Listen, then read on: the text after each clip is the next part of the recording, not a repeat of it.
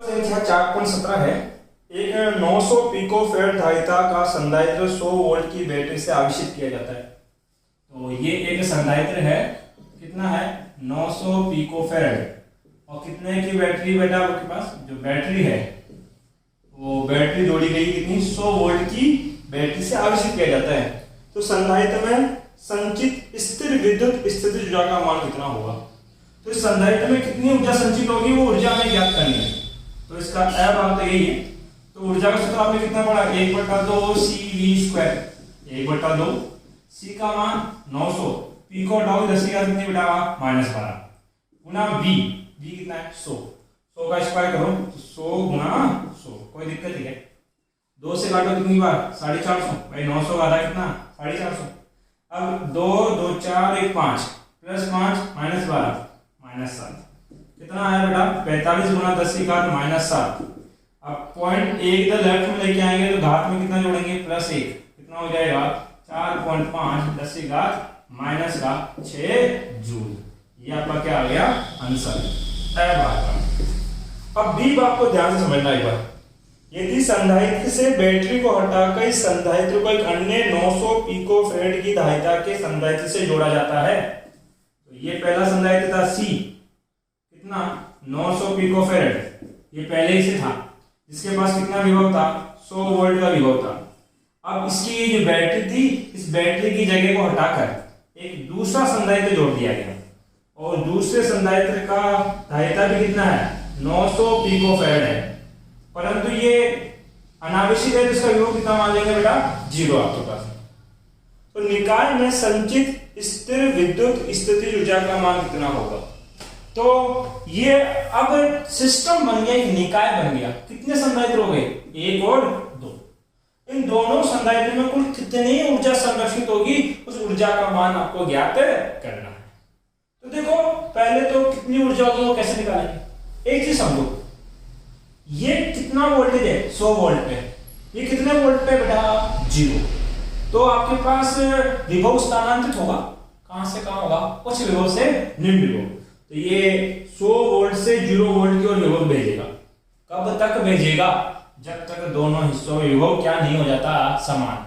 अर्थात जब इसको आप एक दूसरे संधारित्र से जोड़ोगे तो विभव 100 नहीं रहेगा, कुछ अलग हो जाएगा। कितना हो जाएगा भाई 100 का आधा यहाँ रहेगा और आधा यहाँ रहेगा। अरे टंकियां देखी ना घर में, एक टंकी है 100 लीटर पानी भर दिया, दूसरी टंकी है 0 लीटर पानी है। अब क्या किया आपने, एक पाइप लिया और दोनों को जोड़ दिया, तो क्या होगा पानी का लेवल हाई लेवल से कहां जाएगा लो लेवल। कब तक जाता रहेगा, जब तक दोनों में पानी का लेवल क्या नहीं हो जाता बराबर, अर्थात 50 इसमें नहीं आ जाए 50 इसमें नहीं हो जाए, तब तक पानी स्थानांतरित होता रहेगा। तो यही सेम काम यहाँ भी होने वाला है। 100 वोल्ट है तो 100 वोल्ट से यहाँ तक विभव जाएगा, कब तक, जब तक दोनों में विभव क्या नहीं हो जाता समान। तो यहाँ एक नया विभव आएगा कितना V डैश, जो पुराने विभव का क्या होगा आधा, क्योंकि आधा इसके पास जाएगा तो आधा इसके पास, तो इसके पास भी विभव कितना होगा बेटा V/2। अब देखो ये एक संधारित्र है, तो कुछ ऊर्जा इसमें संरक्षित होगी, उसको तो क्या बोल दूंगा मैं U1। ये एक दूसरा संधारित्र है, कुछ ऊर्जा इसमें होगी, उसको क्या बोल दूंगा मैं U2।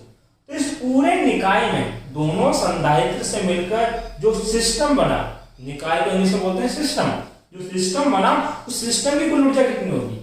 पहले समझाओ ऊर्जा कैसी राशि है, अदिश है कि सदिश, अदिश राशि है, और अदिश राशि को सीधा जोड़ सकते हैं। तो कुल कितनी ऊर्जा है 2। तो पहली ऊर्जा U1, दूसरी ऊर्जा U2। U बराबर ऊर्जा का सूत्र कितना होता है 1/2 CV²। तो 1/2 प्रथम वाले के पास धारिता कितनी है C गुना प्रथम वाले के पास विभव। सर कौन सा विभव, पुराना कि नया, भाई जोड़ने के बाद तो नया ही लोगे। तो नया विभव कितना है V डैश का स्क्वायर, V डैश का स्क्वायर प्लस 1/2 द्वितीय धारिता कितनी है C, और उसका भी विभव कितना है V डैश ही है, तो ये कितना हो जाएगा बेटा V डैश का स्क्वायर।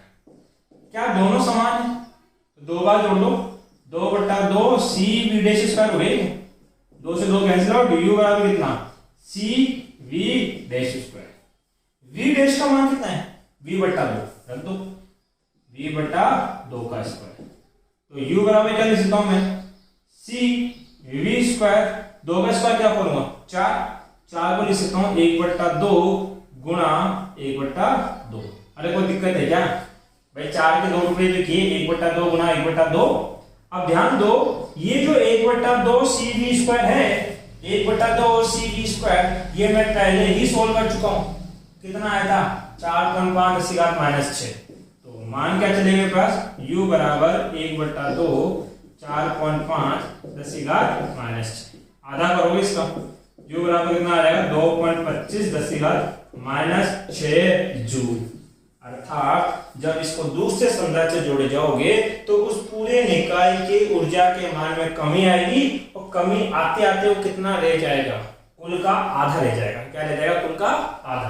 देखो पहले कितना था 4.5 10 की घात -6, अब कितना रह गया 2.25 10 की घात -6, कितना रह गया आधा। इसका मतलब आधे की क्या हो गई हानि। और हानि किस रूप में हुई, ये इससे पहले वाले क्वेश्चन में भी समझाइए कि जब ऊर्जा यहां से यहां जाएगी तो एक तो उष्मा के रूप में ऊर्जा की हानि होगी क्योंकि तार गर्म होगा विभव के स्थानांतरण, और दूसरा यहाँ विद्युत चुंबकीय विकिरण निकलेगी, तरंगे निकलेगी, जिसके रूप में हमें क्या होगी हानि। Thank you.